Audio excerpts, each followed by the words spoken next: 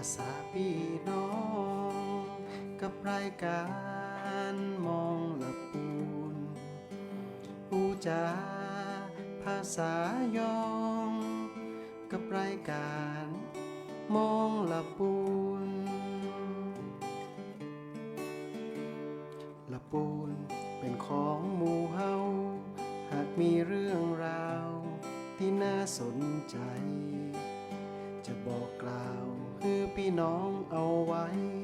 เป็นที่เข้าใจกันทุกที่ทุกคนมีปัญหาเฮาจะช่วยแบ่งปันให้หมู่พี่น้องมาร่วมคิดร่วมกันมาร่วมสร้างสรรค์เมืองละปูนปูจาภาษาพี่น้องกับรายการมองละปูนปูจาภาษายองกับรายการมองละปูนสวทละปูนพี่น้องทุกคนต่างก็เข้าหาได้มีเรื่องราวที่เดือดร้อนใจเจนเอิ้นมาได้เฮาจะช่วยอู้จาข้องใจเรื่องต่างๆนานาหมู่เฮาจะขออาสาช่วยแก้ปัญหาพี่น้องคนละปูนอู้จาภาษาพี่น้องกับรายการมองละปูนอู้จาภาษายองกับรายการมองละปูน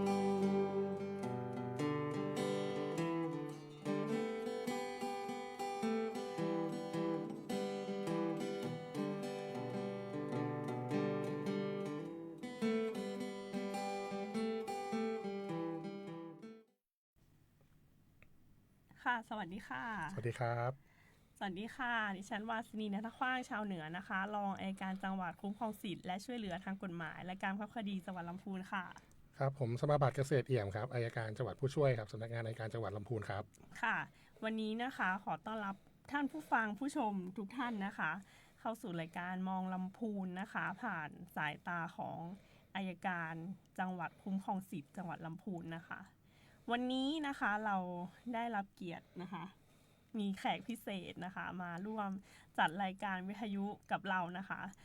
ท่านสมาบัติเนาะหรือว่าน้องก้าวเนาะขอเรียกง่ายๆว่าน้องก้าวเพราะว่าน้องก้าวเนี่ยเป็นอัยการเหมือนกันนะคะแต่ว่าอยู่สำนักงานอัยการจังหวัดลำพูนซึ่งอยู่คนละสำนักงานกับดิฉันเนาะอยากถามเบื้องต้นง่ายๆว่าเนี่ยหน้าที่ของอัยการที่สำนักงานการจังหวัดลำพูนเนี่ยมีหน้าที่อะไรบ้างคะก็หลักๆก็จะเป็นหน้าที่เกี่ยวกับการดำเนินคดีอาญาที่ว่าเป็นหน้าที่ของพนักงานอัยการตามประมวลกฎหมายอาญาแล้วก็ประมวลกฎหมายพิจารณาอาญาครับก็รับสำนวนมาจากพนักงานสอบสวนนะครับแล้วก็ทำการพิจารณามีความเห็นและคำสั่งทางคดีนะครับแล้วก็สั่งฟ้องเมื่อสั่งฟ้องมาที่ศาลแล้วก็มีการสืบพยานนะครับมีการตรวจพยานหลักฐานสืบพยานแล้วก็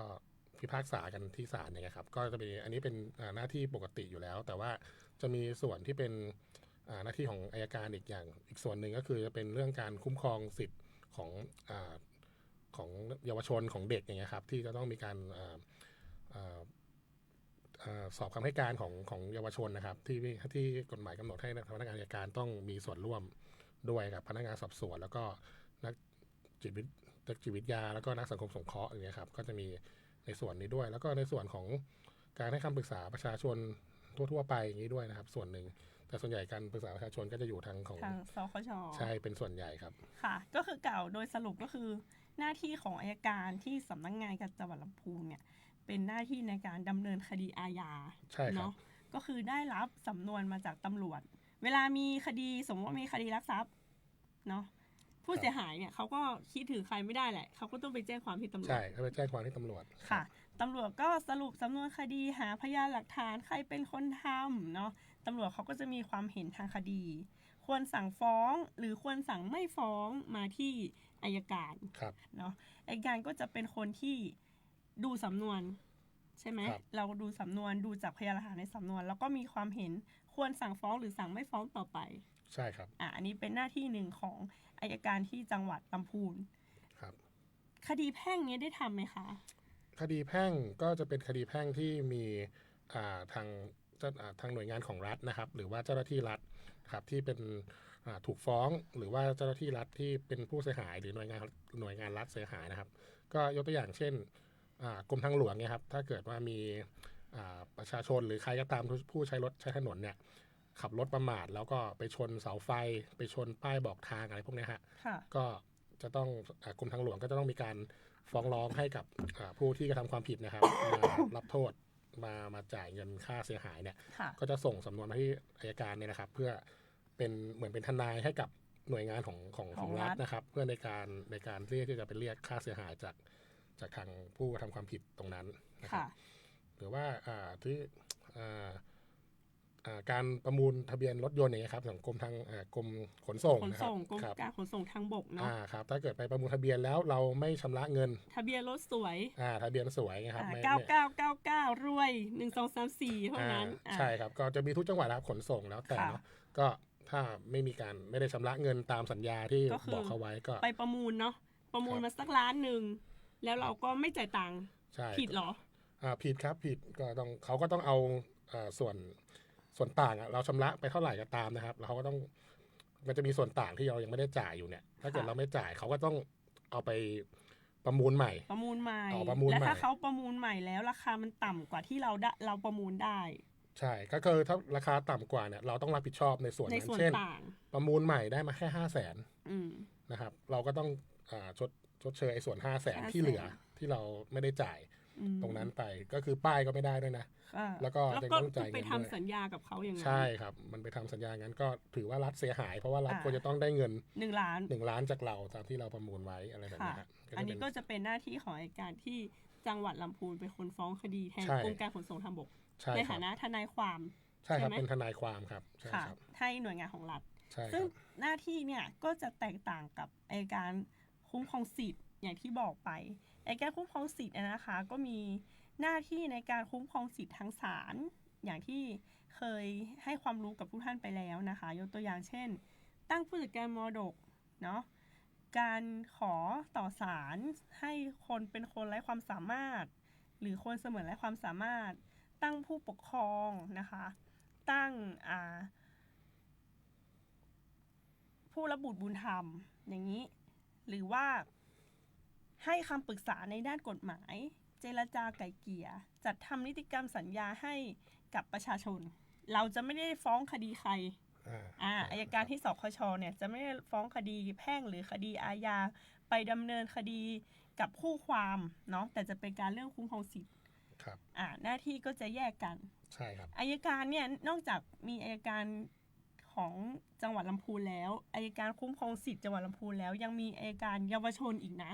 ใช่ครับ สำนักงานอัยการเยาวชนลำพูนเนาะพูดสั้นๆอย่างนี้สำหรับเยาวชนเนี่ยก็จะมีหน้าที่อัยการเยาวชนจะมีหน้าที่ในการฟ้องคดีนะคะสำหรับผู้ต้องหาที่เป็นเด็กอายุไม่เกิน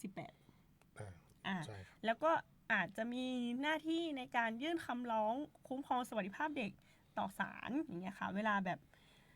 เด็กโดนทำร้ายจากพ่อแม่ก็ต้องยื่นคำร้องขอคุ้มครองสวัสดิภาพเด็กแยกเด็กออกมาอะไรเงี้ยค่ะอันนี้ก็จะเป็นหน้าที่แตกต่างกันของอัยการนะคะแต่ทุกหน้าที่เนี่ยก็คือเป็นข้าราชการหมดนะคะ ใช่ครับ ทำเพื่อประชาชนหมด อยากถามอย่างนี้ว่า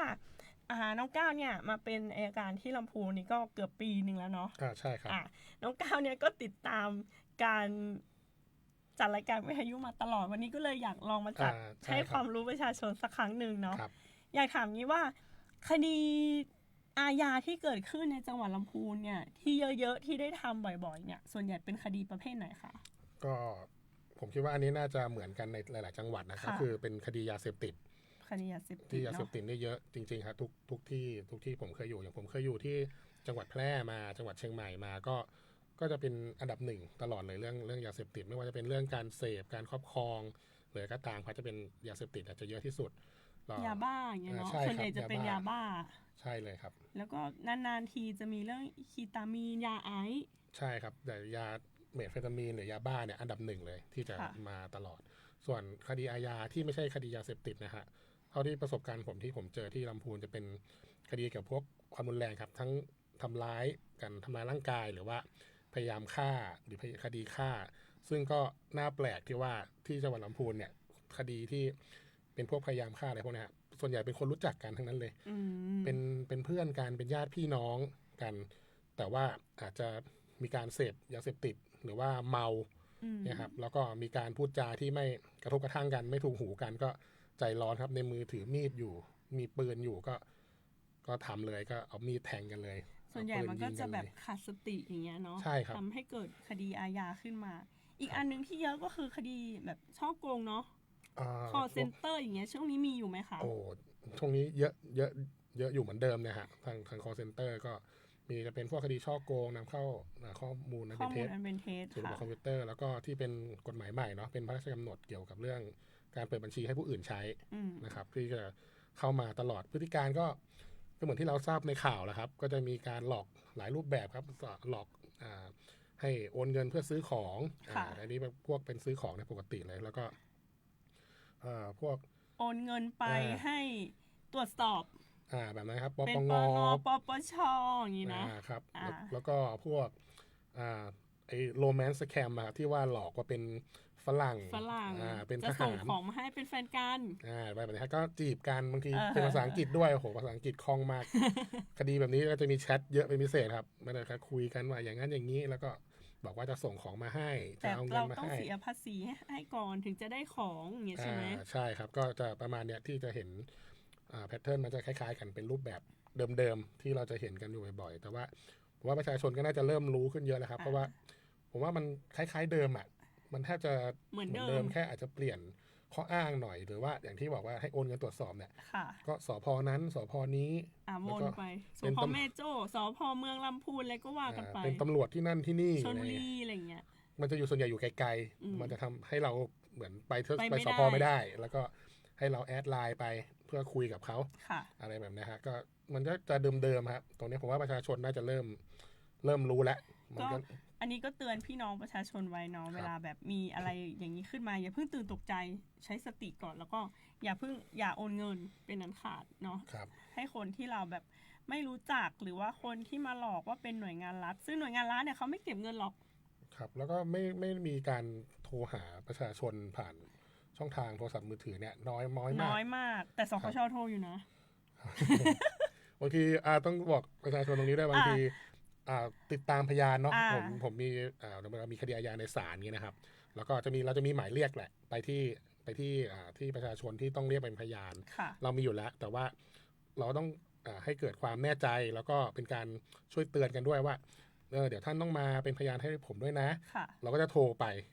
บางทีโทรไปเนี่ยพอมีเรื่อง call center เยอะๆนะครับไอการโทรไปแจ้งให้พยานมาศาลเนี่ยก็จะกลายเป็นเรื่องที่พยานก็จะรู้สึกใช่ไหม ใช่หรือเปล่า ใช่ ใช่ไหม รายการจริงๆหรือเปล่า ก็ต้องพยายามแนะนำตัวก่อน แล้วก็พยายามบอกว่าได้หมายคดีนี้ให้มาไหม อ่า ถ้าเขารู้สึกว่าอ๋อโอเค มันเป็นเรื่องที่เขาได้แล้วเขาตรงเขาเนี่ยเขาจะเริ่มคุยด้วย เขารู้อยู่แล้วอะถ้าเขาเป็นพ ใช่ ยานอะ แต่ถ้าเกิดบางทีจะหนักสุดคือไม่รับเลยอย่างเงี้ยลำบาก ลำบาก ก็ต้องให้ตำรวจทางเจ้าที่ตำรวจเป็นคนจัดการ ก็คือตามปกติเนี่ย ครับ หน่วยงานรัฐเนาะเขาไม่โทรไปหาโดยไม่มีเอกสารอยู่แล้ว ครับ เนาะ ใช่ อย่างอัยการเนี่ยบางทีก็อาจจะต้องโทรหาประชาชนบ้าง ในกรณีที่จะให้ประชาชนมาเป็นพยานในศาลแต่อัยการอ่ะจะมีหมายเนาะศาลน่ะจะมีหมายส่งไปที่บ้านอยู่แล้ว แต่อัยการก็ต้องโทรไปรีเช็คว่าได้หมายหรือเปล่าคอนเฟิร์มเนาะมาให้ตรงเวลาเนาะอย่างเงี้ย ใช่ อย่างสคชลำพูนเนี่ยเราก็โทรหาประชาชนนะคะ แต่เราจะแนะนำตัวก่อนอยู่ละว่าเนี่ยเราโทรมาเราจะติดต่อเรื่องนั้นเรื่องนี้แต่เราอ่ะไม่มีทางเก็บเงินอยู่แล้วเนาะ ไม่มีให้โอนเงินแน่นอนครับ ไม่มีแน่นอน อันเนี้ยเตือนไว้นะคะ ซึ่งส่วนใหญ่เนี่ยเหยื่อจะเป็นผู้ใหญ่เนาะ ครับเป็นผู้เฒ่าผู้แก่ ผู้เฒ่าผู้แก่ อันนี้ทางใครที่ดูแลคนที่สูงวัยก็ต้องช่วยดูแลทางนี้ด้วย อีกอันนึงเมื่อกี้ที่น้องก้าวพูดก็คือเรื่องบัญชีม้า ครับ เนาะในส่วนบัญชีม้าเนี่ยส่วนใหญ่เนี่ยคนที่เปิดบัญชีม้าตอนเนี้ย จะอายุน้อยลงเรื่อยๆใช่เป็นเยาวชนก็มีผมเพิ่งได้ เป็นเยาว ล่สุด ช ล นก็คืออายุเขาอ่ะ18 ปีเศษ19แบบนี้เลย ใช่ครับ เนาะเคยได้ไหมคะ เพิ่งได้มาใหม่ๆนะครับเป็นเยาวชน อ่า นะครับมันก็ใช้เด็กอายุน้อยๆครับเหมือนเด็กก็อาจจะไม่ได้รู้อะไรมากอาจจะออกว่ามันมีทั้งว่าจ้างเปิดอันนี้ก็ตรงไปตรงมาเนาะจ้าง มัน ให้ จะมี เงิน ก เท่า ลุ่ม นั้น เนาะมันจะมีกลุ่มว่า ครับ จ้างเปิดบัญชี 1,000-2,000 บาท อย่างเงี้ยอันนี้มันตรงไปตรงมามันรู้เลย ว่าจ้างบางอันก็หลอกให้เปิด อ่า ก็มีหรือบางครั้งก็มาขอยืมเงินกู้เงินเฮ้ยต้องเปิดบัญชีให้ฉันก่อนนะฉันถึงจะให้ยืม อะไรแบบนี้ ถ่าย ก็มี ภาพคู่กับบัตรประชาชนส่งไป อะไรเงี้ยครับ อย่างเงี้ยอันนี้ก็ ครับ เตือนทุกท่านเลยเนาะนอกจากดูแลคนแก่ทางบ้านแล้วเนี่ยดูแลบุตรหลานด้วย ใช่ดูดิ เพราะว่าอาจจะตกเป็นเหยื่อของคนที่ หลอกให้ไปเปิดบัญชีม้าบางทีเนี่ยตัวคนเปิดเขารู้นะว่าเปิดบัญชีเพื่อเอาไปกระทำความผิด แต่บางคนเขาก็ไม่รู้เขารู้แค่ว่าได้เงิน ใช่ เนาะแต่อย่างไรก็ตามโดยปกตินะคะของคนทั่วไปเรารู้อยู่แล้วว่าการเปิดบัญชีให้คนอื่นใช้มันไม่ถูกต้อง ครับ เนาะในส่วนนี้ขอให้ประชาชนทุกคนเนี่ยช่วยกันนะคะในการสอดส่องดูแลบุคคลในครอบครัวเนาะทั้งคนแก่ทั้งเด็กทุกเพศทุกวัยนั่นแหละแต่ส่วนใหญ่เนี่ยจะเป็นเด็กกับคนแก่อย่างที่ว่านะคะที่จะเกิดปัญหาขึ้นอย่างเงี้ยค่ะ ครับบางทีก็ชอบมีข้ออ้างว่าบัญชีถอนไม่ได้บ้างขอ ค่ะ ยืมบางทีไม่ได้ว่าให้เปิดให้บางทีขอยืมไปรับเงินหน่อย ยืมไปรับเงิน อ อย่าง เงี้ นี้ ยครับ ก็ บาง มี ทีเป็นอาจจะเป็นเงินที่เป็นค่ายาเสพติดเนี่ย โอเคแหละถึงเราอาจจะไม่ได้เป็นผู้ทำความผิด แล้วก็ไม่โดนตัดสินลงโทษนะ แต่ว่าสุดท้ายถ้ามันเกี่ยวข้องคุณก็ต้องมาเป็นพยาน ยุ่งยาก ต้องไปเป็นพยานที่ศาลยืนยันว่า คนนี้เรารู้จักแต่ว่าเราไม่เกี่ยวนะเขาขอยืมบัญชีไปมันจะวุ่นวายกับชีวิตมากเลยครับ สมมุติว่าแบบอยู่ๆอย่างเงี้ยพี่บอกว่าน้องก้าวเดี๋ยวจะมีคนโอนเงินมาให้พี่แต่ว่าพี่แบบ ถอนไม่ได้ บัญชีพี่ถอนไม่ได้ ให้ อะไรแบบนี้ โอนไปให้น้องก้าวแล้วน้องก้าวถอนมาให้พี่ได้ไหม แบบเนี้ยครับเนี่ย อย่างเงี้ยอาจจะเกิดความวุ่นวายกับตัวท่านเองในอนาคตเนาะ ใช่ถ้าเกิด เพราะฉะนั้นถ้ามันเป็นเรื่องแบบนี้เกิดขึ้นคือถ้าเงินใครก็เงินเขาก็แล้วกันหาวิธีเอาเอง ใช่ครับส่วนใหญ่เราเองก็น่าจะมีบัญชีที่จะถอนหรือใช้งานกันได้ปกติอยู่แล้ว มันจะไม่มีที่ว่า เอ๊ะทำไมคนนี้เปิดบัญชีไม่ได้ บัญชีใช้ไม่ได้มันเป็นข้ออ้างที่ไม่น่าเชื่อครับมันทุกคนล้วนแต่มีบัญชีของตัวเองมันต้องมีบัญชีใช้จ่ายประจำวันอยู่แล้ว เราก็ควรจะใช้วิจารณญาณเนาะ ครับ ในการแบบจะตัดสินใจทำอะไรอย่างเงี้ยค่ะ ครับ ในส่วนเนี้ยเราก็ พูดคุยมาถึงคดีที่เกิดขึ้นอย่างเงี้ยนะแล้วในการดำเนินคดีเนี่ยในชั้นศาลเนี่ยอยากให้น้องก้าวเนี่ยเล่าให้ผู้ฟังทางบ้านฟังหน่อยว่า สมมุติว่าต้องไปเป็นพยานที่ศาลน่ะต้องทำตัวยังไง เป็นพยานที่ศาลใช่ไหมครับ ผมว่า อย่างแรกที่สุดเลยคือ เราเอาความจริงไปพูดนะที่ศาลว่าเราเห็นอะไรก็ตาม เห็นอะไรรู้อะไรนะครับก็พูดไปตามความจริงส่วนอะไรที่ไม่รู้ไม่เห็นเนี่ย ก็อย่าไปบอกว่าเรารู้ หรือเราเห็นเนาะก็เอาความจริงไปพูดกันที่ศาลนะครับ แล้วก็การเตรียมตัวก็ไม่ต้องมีอะไรพิเศษครับบางทีบางคนก็จะถามตลอดนะว่า ไปเป็นพยานที่ศาลเนี่ยต้องเอาอะไรไปบ้างต้องเอาเอกสารอะไรไปไหมเอกสารเนี่ยไม่ต้องแล้วครับเพราะว่าทางอัยการหรือทางพนักงานสอบสวนซึ่งเป็นตำรวจเนี่ยเขาก็จะมีการส่งไปที่ศาลแล้วล่วงหน้าแล้วรวบรวมมาแล้วส่งมาแล้วในวันที่ไปก็คือเอาตัวท่านไปที่ศาล ให้ตรงเวลา ใช่ครับก็จะอาจจะติดหมายไปด้วยก็ได้หมายที่ได้รับเนี่ยฮะเผื่อว่าไปรับเงินค่าพยานหรืออะไรก็ตามก็ติดไปแต่ถ้าไม่มีก็ไม่เป็นไรนะ เวลาไปเป็นพยานที่ศาลถ้ามาเป็นพยานให้อัยการเราเนี่ยมันต้องมีหมายให้ท่านอยู่ละ มีใช่ มีหมายหรือว่าได้รับการประสานงานจากอัยการไปเนาะ ครับใช่ครับ การที่ท่านจะไปศาลเนี่ยบางทีเราไม่รู้หรอกว่าวันไหนเราจะได้ไปเห็นอะไรที่เราเป็นพยานสำคัญในคดีอะไรหรือเปล่า ใช่ เนี่ ครั ย บ ก็คือว่าอยากให้ทุกท่านเนี่ยเข้าใจว่าการไปศาลเพื่อเป็นพยานก็คือไปพูดความจริง ใช่ครับ ไปพูดความจริงกับศาลกับเรื่องที่เราเห็นเรื่องที่เราเกิดขึ้น แล้วผลของมันจะเป็นยังไงมันขึ้นอยู่กับพยานหลักฐานเนาะ ครับ แล้วก็ดุลพินิจของผู้พิพากษาที่จะชั่งน้ำหนักพยานหลักฐาน ครับ คือมันไม่ใช่หน้าที่ของพยานเนาะหรือหน้าที่ของอัยการหรือตำรวจ หรือใครก็ตามในคดีที่จะไปตัดสินว่าใครถูกใครผิด ครับเราก็เอาความจริงไปพูดกันไปคุยกันตรงนั้น แล้วก็ เอ่อผมก็เคยเจอนะบางทีมันจะมีบางคนที่เขาคิดว่าการเป็นพยานเนี่ยเหมือนเป็นเนื้อไม่ได้กินหนังไม่ได้ลองนั่งอ่ะคือมันไม่ใช่เกี่ยวกับฉันไม่ได้มีส่วนได้เสียเลยแต่ว่า ค่ะ ต้องเสียเวลาลางานไปบางทีเสียเวลาอาจจะวันหนึ่งครึ่งวันก็ตามเพื่อไปเป็นพยานที่ศาลเนี่ยเรารู้สึกเอ๊ะทำไมเราต้องมาเป็นด้วยเนี่ยมันไม่ใช่เรื่องของเราเลย เออ แต่ว่าแต่ให้มองนี่ครับมันเป็นหน้าที่ของพลเมืองอ่ะแบบประชาชนนะครับอันเนี้ยเพราะว่าถ้าลองคิดดูอย่างนี้ก็นะครับถ้าวันหนึ่งเนี่ยเราไม่รู้หรอกครับวันหนึ่งเราอาจจะเป็นผู้เสียหายในคดีอาญาก็ได้ไม่ต้องคิดว่าเราจะไปโดนอะไรนะแค่บางทีขับรถอย่าง ขับ เงี้ย รถชน มีคนชนเราอย่างเงี้ยแต่อ่ะมีมอเตอร์ไซค์ขับผ่านมารถมีพวกขนส่ง Delivery อะไรเงี้ยขับผ่านมา เราก็อยากให้มันเป็นพยานให้เราหน่อยคุณเห็นเนี่ย อ่า แต่ถ้าเขาคิดว่าเฮ้ยผมเสียเวลาเนี่ยผมไปวิ่งรถเนี่ยผมได้เงินมากมาย กว่า มันต้องใจเขาใจเราครับวันหนึ่งเราไม่รู้นะว่าจะถึงจุดที่เราต้องพึ่งคนอื่น ใช่ หรือเปล่าแต่วันเนี้ยถ้าเกิดเราสามารถให้การแล้วก็ช่วยให้ความเป็นธรรมกับคนอื่นได้เนี่ยผมว่าให้มองตรงนี้ว่าเราไปเป็นพยานให้เขาเนี่ยดีกว่าไม่ต้องไปคิดว่าเราจะต้องลางานหรือต้องเสียเวลาทำมาหากินไปอะไรอย่างเงี้ยครับลองต้องคิดว่าเป็นหน้าที่ของคนไทยประชาชนคนไทยเนี่ยคนหนึ่งที่ต้องให้เกิดความเป็นธรรมในสังคมตรงนี้ด้วยครับครับ ค่ะ ก็อยากจะให้คิดแบบนี้ดีกว่าเนาะเพราะว่าเราไม่รู้หรอกวันหนึ่งอะไรจะเกิดขึ้นกับเราครับ ใช่ใช่ ครับ ก็อันนี้มาแชร์ประสบการณ์ให้ผู้ฟังทางบ้านรู้เนาะว่าเฮ้ยจริงๆการเกิดคดีอะไรขึ้นมาอย่างหนึ่งเนี่ยมันไม่ใช่ว่าตัดสินอะไรกันได้ง่าย ๆ มันผ่านมาหลายชั้นเนาะผ่าน ครับ ตำรวจผ่านอัยการพยานหลักฐานหลายแบบ เสนอพยานหลักฐานสู่ศาลนะคะกว่าศาลจะมีคำพิพากษาออกมาเนี่ยมันไม่ใช่ว่าทำง่ายๆเล่นขายของเนาะเพราะฉะนั้นนะคะขอให้ทุกคนเนาะเชื่อมั่นเนาะในกระบวนการยุติธรรมระบบยุติธรรมของไทยเนี่ยจริงๆเทียบกับหลายๆที่ในโลกนะก็ถือว่ายังดีนะคะ ใช่ครับใช่ก็เราก็มีหลายขั้นตอนมีคน ค่ะ ตรวจสอบกันมากมายครับ เรื่องการสั่งฟ้องไม่ฟ้อง ถ้าเกิดลงรายละเอียดไปอีกเนี่ยก็จะมีเรื่องว่าเจ้าหน้าที่ตำรวจสามารถจะแย้งคำสั่งเราได้ด้วยอะไรมีการสอบทานกันมีการคานอำนาจกัน ตามกฎหมายเนี่ยสมมติว่าอัยการตำรวจส่งสำนวนมาที่อัยการพิจารณามีความเห็นสั่งไม่ฟ้อง ไม่ใช่ว่าจบเลยนะครับ เนาะ ใช่ หลังจากถ้าสั่งไม่ฟ้องแล้วเนี่ยยังจะต้องส่งไปที่ตลส่งไปที่ตำรวจภาคเนาะ ครับ หรือถ้าในกรุงเทพจะต้องส่งไปที่ผู้บัญชาการตำรวจแห่งชาติ ให้พิจารณาว่าเห็นตรงกับอัยการหรือเห็นแย้งกับอัยการอีกนะคะ ใช่ครับ เพราะว่ากฎหมายไทยเนี่ยมีหลักการเช็ค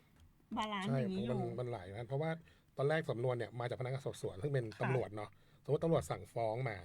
มีความเห็นสั่งฟ้องเราอัยการเราสั่งไม่ฟ้องเนี่ยเหมือนเราก็ต้องส่งสำนวนไปให้กับหัวหน้า ของ ตำ ตำ ร ร ว ว จ จ ดูว่าเห็นด้วยกับลูกน้องตัวเอง หรือว่าเห็นด้วยกับ กับอัย อัย การ การเขาก็จะมีการดูพยานหลักฐานนั่นแหละ อ่า ถ้าสมมติว่าเขาเห็นด้วยกับอัยการก็ ก็เด็ดขาด ก็เด็ดขาดก็จบไป ไป แต่ถ้าเกิ ก็ ด ไม่ เขา ฟ้อง แต่เขาไม่เห็นด้วย ถ้า เนี่ย ตำรวจไม่เห็นด้วยกับ อ่า อัยการที่สั่งไม่ฟ้อง ส่งไปที่อัยการสูงสุดอีกนะคะ ใน ครับ การพิจารณาว่าจะสั่งฟ้องหรือสั่งไม่ฟ้อง ใช่ครั เรา บ จะเห็นว่ากระบวนการยุติธรรมเนี่ยถ้ามันมาถึงในส่วนของเส้นของอัยการอะไรอย่างเงี้ยมันจะมีหลายขั้นตอนมากกว่าจะสิ้นสุดกระบวนการ ใช่ครับ ค่ะ อย่างเรื่องถ้าเกิดไปถึงอัยการสูงสุดสั่งฟ้องลงมาเนี่ยก็ต้องมาฟ้องศาลสืบพยานอีกนะครับ ใช่ มันไม่ใช่ว่าโอ้โหอีกหลายขั้นตอนนะแล้วยังมีอุทธรณ์มีฎีกาอีก ใช่ ครับมีการเช็คกันหลายขั้นหลายตอนอยู่ เพราะฉะนั้นเนาะคุณจะได้ท่านผู้ฟังจะเห็นว่า การอยู่ในกระบวนการยุติธรรมใช้เวลา ใช่ มีหลายขั้นตอน เพราะฉะนั้นเนาะขอให้ทุกท่านเนาะระมัดระวังในการใช้ชีวิต ไม่ว่าจะเป็นการใช้ชีวิตปกติ ก็ถึงแม้ขับรถเนี่ยก็อย่าขับรถโดยประมาทไปขับชนคนอื่น ก็เป็นคดีอาญานะ ใช่ฮะ เนอะ มั หรือว่าจะมีเจตนาจะไปทำร้ายกัน จะไปโกงเงินกันลักทรัพย์กัน พวกเนี้ยทั้งหมดเนี่ยถ้าได้เข้าสู่กระบวนการยุติธรรมมันใช้เวลานานไม่ต่ำกว่า6 เดือนปีหนึ่งแน่นอน ใช่ เนาะเพราะฉะนั้นขอให้ทุกท่านเนี่ยดำเนินชีวิตไปนะคะ ด้วยสติเนาะ ครับ อย่าดำเนินการให้มันผิดกฎหมายดีที่สุด ครับเรื่องแบบว่าที่ผมเล่าเรื่องทำร้ายร่างกายกันหรือว่าพยายามฆ่ากันเนี่ยบางทีเมาหรือบางทีอารมณ์ร้อนชั่ววูบ ค่ะ อย่างเงี้ยฮะสุดท้ายก็ญาติกันมาที่ศาลก็ ก็บอกยอมแล้ว ยอม แบบมี ให้ การ อภัยหลาน ให้ แล้ว อภัย แต่ว่ามันแทงเขาไปแล้วครับเขาบาดเจ็บไปแล้วพยายาม เหตุ ฆ่า มัน เขา เกิดไปแล้ว ใช่ครับมันมาให้อภัยกันย้อนหลังเนี่ยมันอาจจะเป็นเหตุบรรเทาโทษ เหตุลด แต่ว่า โทษ แต่ว่าโทษอ่ะมันก็มาแล้วมันเกิดเหตุ โทษ ขึ้ มัน ไป ร แล้ว ละเนี่ย ถึงจะเป็นญาติเป็นพี่น้องเป็นอะไรกัน มันถอยหลังไม่ได้แล้วครับเหตุ ค่ะ มันเกิดไปแล้วเขาผมเคยเจอที่อภัยหลานเลยนะ แต่สภาพร่างกายนี่คือหนักเลยเดินลำบาก โอ้ ต้องเอาขาย่างขาค้ำมาอย่างเงี้ยแต่ให้อภัยหลานแล้วนะ ให้อภัยละ ให้อภัยละ สงสารมัน อะไรแบบเนี้ยฮะแต่ก็นั่นครับญาติกันทั้งนั้นก็ต้องมาศาลครับคนที่มาศาลก็ญาติกันทั้งฝั่งจำเลย มา ฝั่ง ด้วยกัน มาด้วยกันกลับด้วยกันครับฝั่งจำเลยพยานจำเลยพยานเราของพยานโจทย์เนี่ยกลับด้วยกัน ครับเป็นญาติกันทั้งนั้นบางทีเห็นแล้วก็ถ้าเกิดใจเย็นๆกันหน่อยเนาะ ใจเย็น หรือว่าอย่าไปกินเหล้าอะไรให้มันขาดสติเนี่ยเพราะว่าเรื่องไม่เกิดมันก็จะสบายกว่านี่กลายเป็น ใช่ เนี่ยกลายเป็นสมมติว่าไอ้หลานนี่ติดคุกขึ้นมากลายเป็นว่าญาติคนนี้อาจจะต้องพึ่งพาให้หลานทำงานให้ กลายเป็น ทำงานไม่ได้กันอีก นั่นนะครับน มี จะ ปัญ กระทบ หาในครอบครัวกันอีก ใช่ครับ เย มัน เนอะ จะกระทบไปอย่างนั้นไปอีก ค่ะ นี่ก็เป็นเบื้องต้นเนาะในหน้าที่ของความแตกต่างเนาะของหน้าที่ของอัยการที่จังหวัดลำพูนกับอัยการคุ้มครองสิทธิ์ที่ลำพูนนะคะ แต่ว่าอยากจะชี้ให้ทุกท่านเห็นว่ายังไงก็ตามนะคะ อย่าดำเนินชีวิตด้วยความประมาทนะคะ แล้วก็อย่าก่อให้เกิดคดีแพ่งคดีอาญาอะไรกันนะคะ เพราะว่าการจะใช้สิทธิ์ต่างๆเนี่ยใช้เวลาแน่นอนนะคะ เดี๋ยวเราพักเบรกกันสักครู่หนึ่งนะคะ แล้วก็เดี๋ยวเรามาต่อกันช่วงท้ายอีกสักแป๊บหนึ่งค่ะ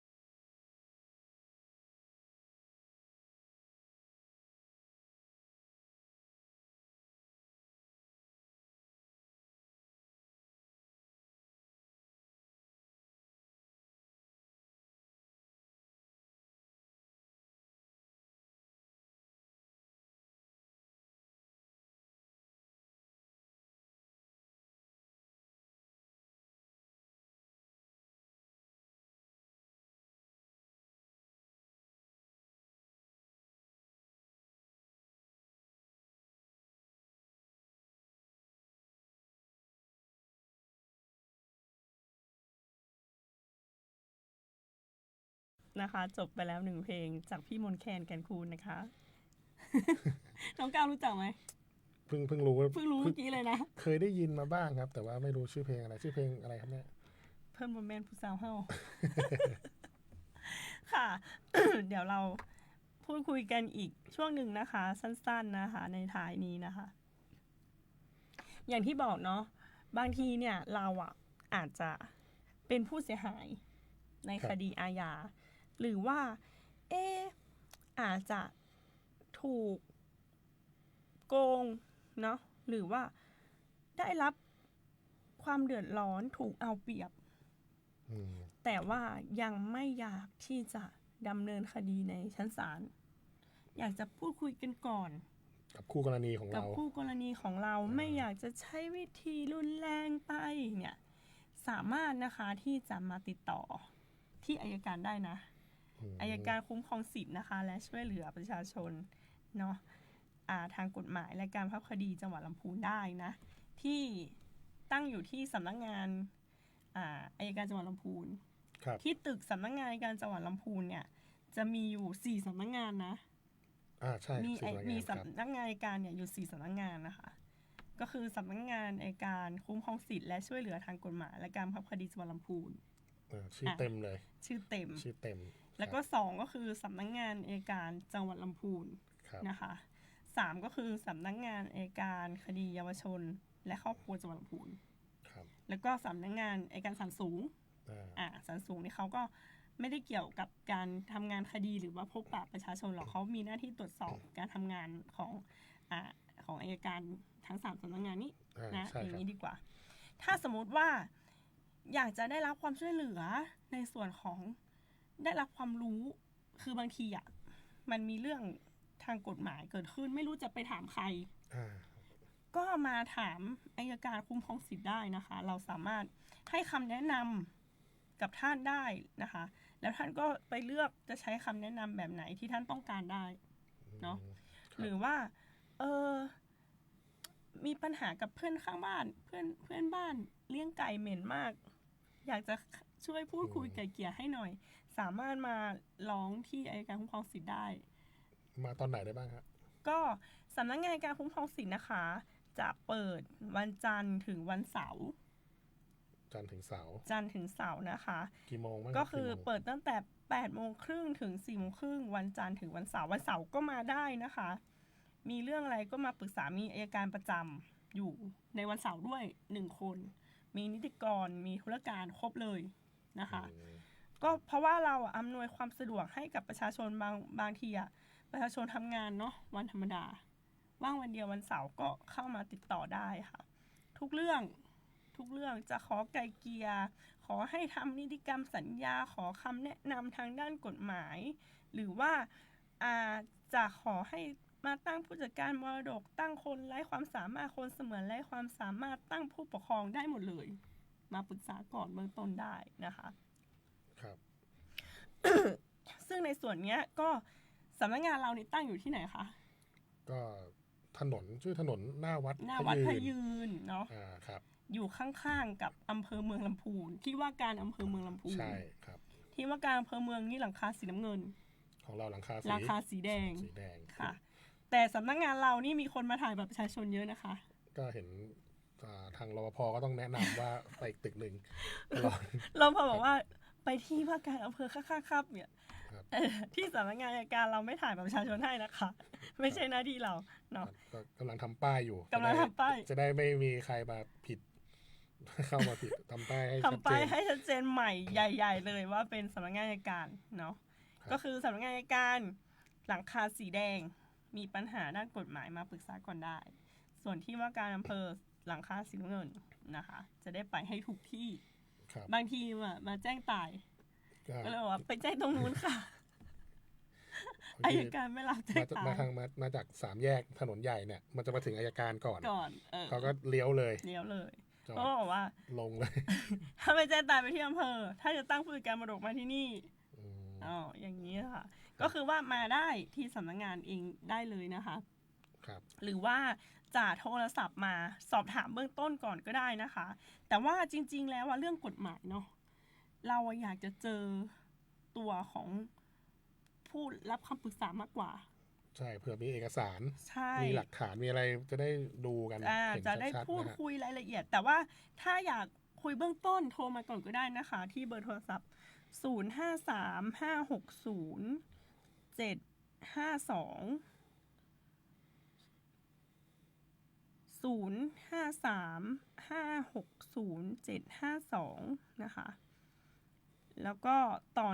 110ค่ะ โทรมาได้เลยนะคะ มีเจ้าหน้าที่รับโทรศัพท์อยู่ตลอดเวลา แต่ถ้าโทรมาหลายทียังไม่มีคนรับก็คือว่าคนยังไม่ว่าง ต้องถูกไปถึงว่าโทรมานี่ในเวลาราชการเนาะใช่ไห โท ม รในเวลาราชการ8:30ถึง 4 โมง 4:30โทรมาได้นะคะ ถ้าว่างก็จะรีบรับ คือประเด็นคือมีคนมาติดต่อเราเยอะวันหนึ่งก็คือบางทีอะน้องคนที่ต้องรับโทรศัพท์เขาอาจจะไปรับประชาชนอยู่เขาอาจจะกลับมารับโทรศัพท์ไม่ทันอะไรเงี้ยบางทีก็ถ้าโทรมาหลายครั้งหน่อย ก็อาจจะต้องโทรมาหลายครั้งหน่อยอะค่ะเนาะ ครับผมเห็นวันธรรมดาเนี่ยมันตึกเดียวกันเนาะก็จะมีประชาชนมารับคำปรึกษาเนี่ยเยอะมากเสาร์อาทิตย์เยอะไหมครับผมไม่ได้มาเสาร์อาทิตย์ อาทิตย์เนาะโดยเฉลี่ยก็มีอยู่ 2-3 เคส 2-3 กรณีบางทีก็มาขอจัดการมรดกเนาะบางทีก็มาร้องขอให้มีการเจรจาไกล่เกลี่ยอย่างเงี้ยค่ะ ก็มีทุกวันเสาร์นะคะ มีตลอดเลย เพราะว่าเราก็บริการประชาชนนะคะเนาะในส่วนนี้ ครับวันเสาร์คนน้อยกว่าก็อาจจะมาวันเสาร์ดูก็ได้ เราวันเสาร์ก็ได้มีเจ้าหน้าที่ตลอด หรือจะติดตามข้อมูลข่าวสารนะคะ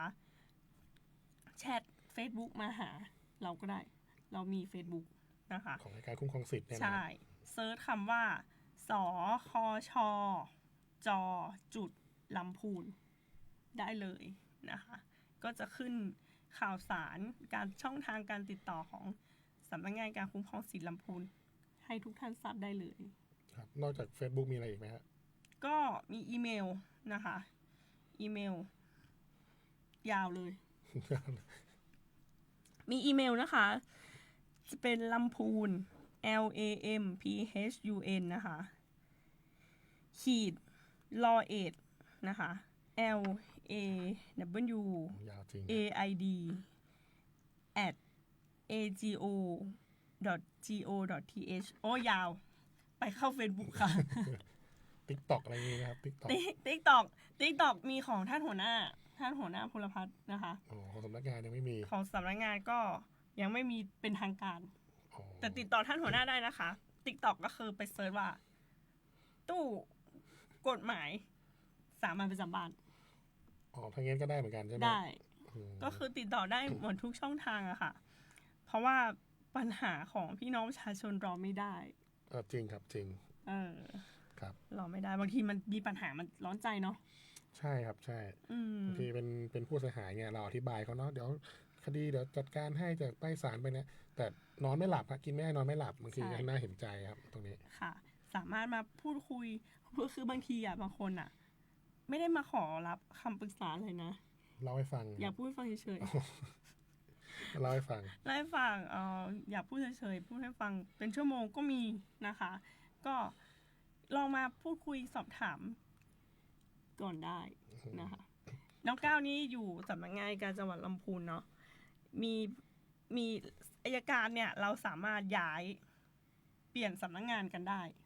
ใช่ครับ วันหนึ่งน้องก้าวอาจจะมาอยู่สคชลำพูนก็ได้จริงไหม จริงครับจริง ก็เลยอยากจะมา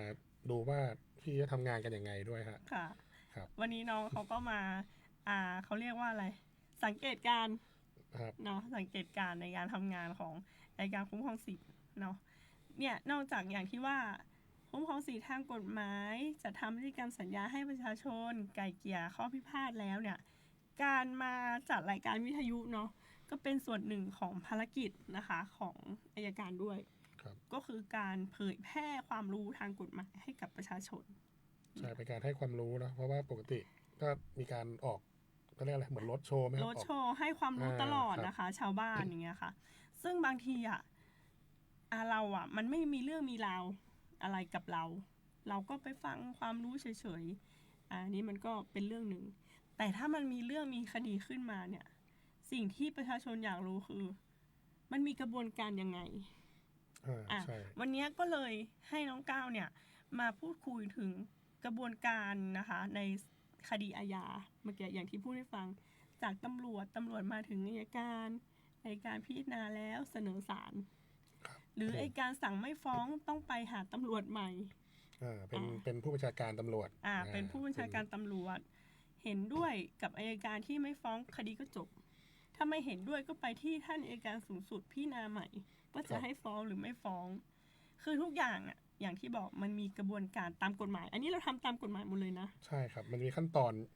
ค่ะ ที่ถูกระบุไว้เป็นลายลักษณ์อักษรเลยครับเป็นประมวลกฎหมายพิจารณาความอาญาเนาะก็จะมีบอกชัดเจนแล้วว่าเริ่มตรงไหนแล้วก็ถ้าเกิดแบบนี้ต้องส่งมาที่ไหนเกิดแบบนี้ส่งมาที่ไหนจะมีขั้นตอนทุกอย่างเป็นลายลักษณ์อักษรตามระเบียบเป๊ะเลยครับตัวนี้ค่ะถ้าในส่วนของใครเนี่ยนะคะมีข้อสงสัยในเรื่องเกี่ยวกับคดีสามารถเข้าพบอัยการได้นะเพื่อขอชี้แจงว่าตอนนี้ขั้นตอนนี้มันถึงไหนได้ไหมได้ครับได้เนาะก็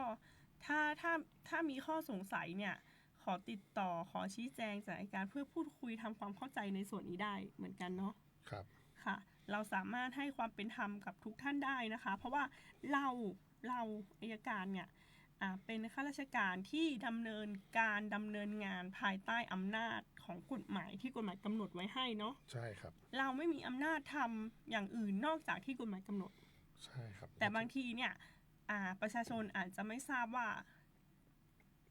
ไอ้ขั้นตอนดำเนินการทำอย่างไรก็มาสอบถามกับอัยการได้นะคะอัยการสามารถชี้แจงนะคะเพื่อให้ทุกท่านสบายใจได้นะคะครับค่ะวันนี้เนาะเราก็เตรียมข้อมูลมาพูดคุยกับทุกท่านนะคะหลายๆเรื่องรวมกันเนี่ยก็เกือบ1 ชั่วโมงนะคะค่ะวันนี้น้องก้าวมีอะไรพูดทิ้งท้ายหน่อยไหมก็เรื่องของกฎหมายนะครับถ้ามองทั่วๆไปบางคนอาจจะมองว่ามันอาจจะเป็นเรื่องไกลตัวเรานะครับถ้าเกิดเราไม่ได้มีคดีความหรืออะไรขึ้นมาเนี่ยก็เราก็ไม่ได้สนใจเรื่องกฎหมายเท่าไหร่แต่ว่าวันใดก็ตามถ้าเกิดเราเกิดมีความไปเกี่ยวข้องขึ้นมาไม่ว่าเราจะเป็นผู้เสียหายหรือจะเป็นคนกระทำความผิดเองอาจจะประมาทหรือใดๆก็ตามนะครับหรือว่าอาจจะเป็นพยาน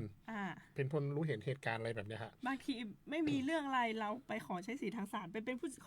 การมรดกก็เกิดขึ้นได้ใช่บางทีมีญาติผู้ใหญ่เราเสียชีวิตอะไรแบบนี้พอถึงจุดนี้ขึ้นมาเราก็จะเริ่ม มองหาแล้วว่าต้องทำยังไงอาจจะเข้าอินเทอร์เน็ตไปเซิร์ชถามAI อะไรเดี๋ยวนี้ก็มีนะครับบางคนก็ถามได้เลยอะไรอย่างเงี้ยแต่ว่าพอถึงเวลาที่ต้องการที่พึ่งทางกฎหมายนะครับทางอัยการก็เป็นส่วนหนึ่งเหมือนกันที่จะให้คำปรึกษากับท่านผู้ฟังทุกท่านได้นะครับว่าเราจะควรจะทำยังไงกันต่อไปดีก็แล้วก็เป็นเรื่องที่ปรึกษาที่มีความรู้ครับมีความรู้ความชำนาญเนาะเพราะว่ากว่าจะมาเป็นจุดนี้ได้เนี่ยต้องเป็นมากี่ปีแล้วครับตอนนี้เป็นการมา9 ปีแล้วเนาะเนี่ยครับก็ต้องถึงตรงนี้นะครับไม่ใช่ว่าอย่างผมเนี่ยผมเป็นมา5 ปีเนี่ยผมยังไม่สามารถจะมาอยู่ในตำแหน่งของพี่เขาได้เนาะพี่ก็ต้อง9 ปีถึงจะมาเป็นได้ก็ก่อนจะเข้ามาแล้วก็เหนื่อยนะใช่ครับครับแล้วก็ต้องมีประสบการณ์ต้องทำคดีมาก่อนนะครับทำคดีอย่างที่ผมทำเนี่ยที่ผมเล่าเนี่ยพี่ก็ทำมาก่อนหมดแล้วแล้วก็ถือว่ามีประสบการณ์มีความรู้ประสบการณ์แล้วถึงจะเพียงพอที่จะมาให้ความรู้กับทุกท่านได้หรือว่าให้คำปรึกษาได้ตรงนี้ก็อยากให้นึกถึงอัยการด้วยครับเป็นส่วนหนึ่งที่จะให้คำปรึกษากับทางประชาชนทุกคนได้เวลามีปัญหาขึ้นมาเนี่ยก็ให้นึกถึงอัยการด้วยให้เป็นที่ปรึกษาทางกฎหมายที่น่าเชื่อถือเนาะแล้วก็ถูกต้องแล้วก็ที่สำคัญก็ไม่มีค่าใช้จ่ายไม่มีก็สามารถมาปรึกษาได้เว้นแต่ถ้าจะใช้สิทธิทางศาลทางสคช.เนี่ยอาจจะต้องเสียค่าธรรมเนียมศาลเองนะคะก็ประมาณ250 บาทก็คือเป็นค่าธรรมเนียมของศาลนะอัยการไม่ได้สักบาทให้ศาลหมดเลยถ้าอัยการเก็บเองตอนนี้อัยการรวยไปแล้วนั่นแหละครับก็เลยอยากให้นึกถึงนะเป็นที่ปรึกษาทางกฎหมายอีกช่องทางหนึ่งด้วยนะครับเพื่อเราจะได้รู้สิทธิ์ของตัวเองว่าเราทำอะไรได้บ้างไม่ว่าจะเป็นสิทธิ์ของผู้เสียหายผู้ต้องหาหรือพยานอะไรก็ตามที่เกี่ยวข้องนะครับจะได้รู้สิทธิ์ของตัวเองรู้สิทธิ์ของคนอื่นเนี่ยครับรู้ว่าเราต้องดำเนินการอย่างไรต่อไปรู้ขั้นตอนทางกฎหมายอะไรอย่างนี้ด้วยครับเราจะเรียกว่าเราจะได้ ไม่เสียเปรียบไม่เสียเปรียบเขาแล้วก็ไม่เอาเปรียบคนอื่นด้วยใช่แล้วก็ได้รู้ถึงขั้นตอนนะครับว่าเราจะต้องดำเนินการอย่างไรต่อไประยะเวลาต่างๆเพื่อใช้ในการดำเนินแผนการชีวิตเราด้วยว่าเราต้องไปเป็นพยานวันไหนแบบเป็นพยานเสร็จแล้วจบเลยไหมพยานชอบถามนะฮะเนี่ยต้องมาแหมก่อนต้องมาไหมต้องมาฟังคำพิพากษาด้วยไหมอะไรแบบนี้ฮะก็ทางนี้ก็จะอธิบายให้ฟังได้เราจะได้รู้ไงครับว่าต้องทำยังไงต่อไปเพื่อในการดำเนินชีวิตเนาะครับก็ฝากไว้ว่าคิดอะไรไม่ออกอัยการก็ช่วยได้อยู่ ช่วยได้อยู่ตามอำนาจหน้าที่นะคะวันนี้นะคะเรา2 คนนะคะขอลาทุกท่านไปก่อนนะคะเดี๋ยวมาพบกันกับรายการมองลำพูนนะคะผ่านอัยการคุ้มครองสิทธิ์ในอีก2 สัปดาห์ข้างหน้าเพราะว่าสัปดาห์หน้าไม่มาจะมาสัปดาห์ถัดไปนะคะวันนี้สวัสดีค่ะขอบพระคุณทุกท่านค่ะครับสวัสดีครับ